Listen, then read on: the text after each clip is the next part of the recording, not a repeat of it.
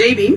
இஸ்லாமிய பெருமக்கள் அனைவருக்கும் சமத்துவ தலைவர் அண்ணன் ஆம்ஸ்ட்ராங் அவர்களின் சார்பாக இனிய ஈகை பெருநாள் நல்வாழ்த்துகள். ஈகை பெருநாளுக்கு மிக முக்கியமான 4 காரணங்கள் இருக்கின்றன. 1 நோன்பு, 2வது ஈகை, 3வது வழிபாடு, 4வது சகோதரத்துவம்.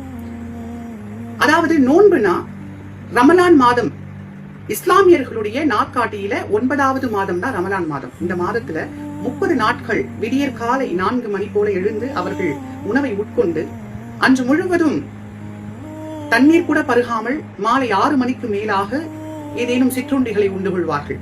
இது எதற்காக பாத்தீங்கன்னா, பசிக்கான கொடுமை என்னன்னு தெரியணும்.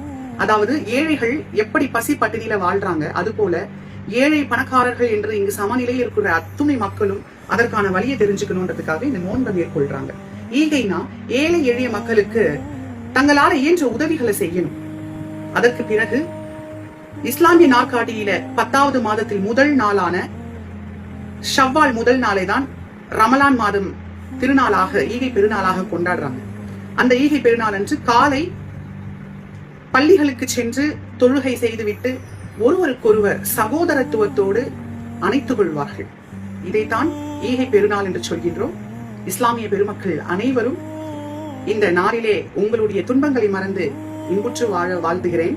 சகோதரத்துவம்னா என்னன்னு இஸ்லாமிய மக்களிடம் கற்றுக்கொள்ளணும்னு சமத்துவ தலைவர் அண்ணன் ஆம்ஸ்ட்ராங் அவர்கள் சொல்வார்கள்.